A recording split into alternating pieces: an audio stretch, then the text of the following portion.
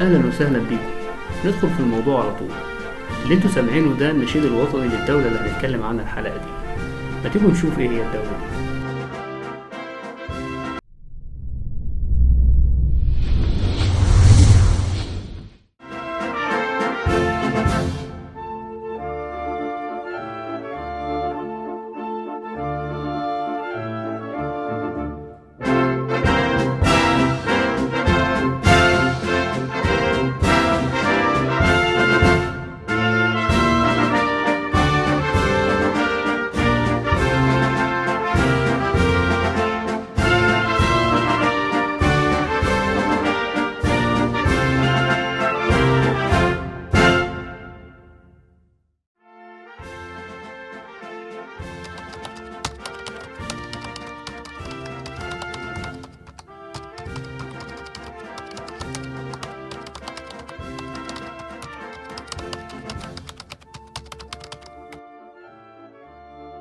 يا اهلا وسهلا بيكم في دولة اليونان. وقبل ما نبدأ الحلقة حابب اقول لكم ان اليونان من الدول القليلة اللي عدد الاصابات فيها قليل جدا مقارنة ببقية الدول التانية. ربنا يحفظ جميع البلاد ويرفع عنا الوباء ده قريب ان شاء الله. وزي ما عودناكم خلونا نبدأ مع علم الدولة. العلم مكون من 9 شرايط افقية باللونين الابيض والازرق واللي بيرمزوا للون البحر والسماء. ال9 شرايط بيرمزوا لعدد حروف الكلمة اليونانية الحرية. اما بالنسبة للمربع الازرق اللي موجود في الصليب فده بيرمز لدين الدولة وهو المسيحية. تمام، اليونان بقى موجودة فين على الخريطة بالظبط؟ اليونان موجودة في موقع مميز جدا بين افريقيا واسيا واوروبا، على الساحل الشمالي للبحر الابيض المتوسط، وبتشترك في حدودها البريه من ناحيه الشمال مع 3 دول وهم البانيا ومقدونيا وبلغاريا، وحدودها من الشرق مع تركيا، والبحر الابيض بيفصل حدودها الجنوبيه مع مصر وليبيا.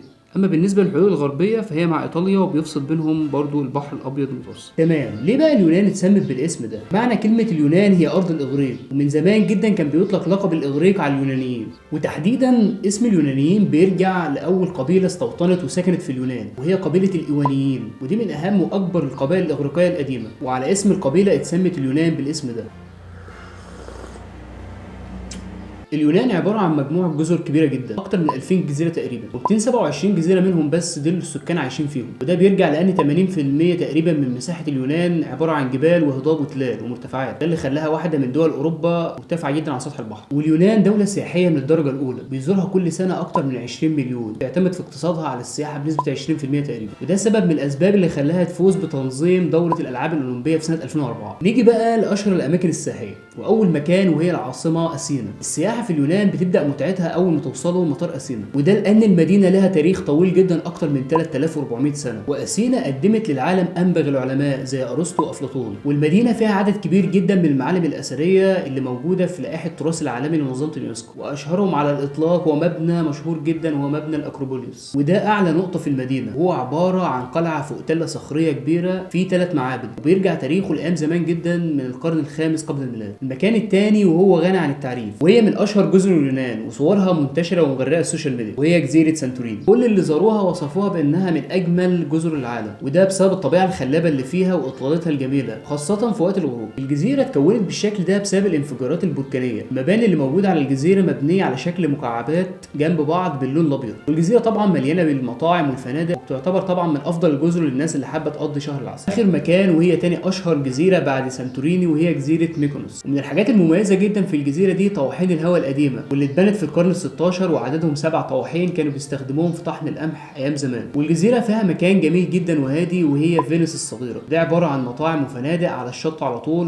على الطبيعه الجميله والاطلال الخلابه. نتكلم بقى عن المواصلات. المواصلات في اليونان متنوعه بشكل كبير، واليونان فيها عدد كبير جدا من المطارات، وده بسبب حركه السياحه الكبيره جدا. اكبر المطارات هو مطار اثينا، مطار العاصمه، ودايما بيكون مزدحم على طول. والمترو من المواصلات الكويسه جدا في اثينا، وهو عباره عن 3 خطوط بيغطوا المدينه بالكامل، بيشتغلوا من الساعه 5 الصبح لحد منتصف الليل، ما عدا السبت والجمعه بيكملوا لحد الساعه 2 بالليل، والتذكره بتكون متاحه لمده ساعه واحده بس بغض النظر عن عدد المرات اللي بتركب فيها المترو. اما بالنسبه للقطر فاليونان فيها 1500 كيلو متر شبكه طرق الحديد، هو وسيله كويسه بس للاسف محدوده. الشبكه تم تطويرها في فتره الالعاب الاولمبيه وما زالت تحت تطوير لحد دلوقتي. وبالنسبه للاتوبيسات فاليونان فيها شبكه طرق كبيره جدا اكتر من 100,000 كيلو متر، وفيها عدد كبير جدا من الاتوبيسات، ودول متوزعين على مجموعات بيشتغلوا من الساعه 5 الصبح لحد نص الليل، الليل، وبيوصل كل الاماكن حتى القرى الصغيره، واسعار التذاكر مختلفه حسب المسافه اللي انتوا عاوزين تروحوها. واخر حاجه في المواصلات هي السفن والعبارات، دول موجودين عشان يسهلوا الحركه بين الجزر، ودول موجودين في كل جزيره لوحدها وبيعتمدوا على الطلب والحجز. نيجي بقى للسكن. افضل مناطق للسكن هي العاصمه اثينا، وده لانها موجوده في قلب اليونان وفي مركز المدينه. الخدمات فيها متوفره بشكل كبير، وموجود فيها اشهر المعالم السياحيه، وهنسيب لكم تحت في اللينكات افضل الاماكن والفنادق للسكن. ووصلنا لاخر حاجه وهي الاكل. المطبخ اليوناني من المطابخ العريقه جدا، وتاريخه بيمتد لالاف السنين. هو عباره عن مزيج من الحضارات والثقافات المختلفه مع بعض. معظم الوجبات بتكون خفيفه وبسيطه بتتكون من الخضار، واليونانيين دايما بيستخدموا زيت الزيتون في كل الوجبات. ونبدا مع الوجبات المشهوره جدا في اليونان، واول وجبه وهي وجبه الدولمادوس، ودي عباره عن ورق عنب محشي رز وخضار ولحم مفروم، وبتقدم مع شرايح الليمون. الوجبه الثانيه ودي اسمها سبانوكوبيتا،